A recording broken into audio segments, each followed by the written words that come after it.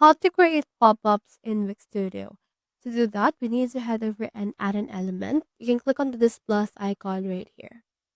Now, once you have done that, this will open this page. So what you can do is you can click on the search option and search in here for pop. And then in here, you should be able to see this option called light boxes. So just click on that right there and it will redirect you to those elements. Now for this one, you can choose which pop-up you want. Like for example, if you want a sale pop-up, you can head over and then just click on it and then drag it right here to your page.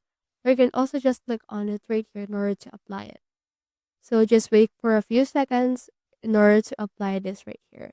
And here's our light box. You can edit the top. You can click onto the actual content of that. You can actually click and then remove some things. You can also set triggers, add media, set up overlay, and the likes. So that's how I create pop-ups in Wix Studio. Hope we helped.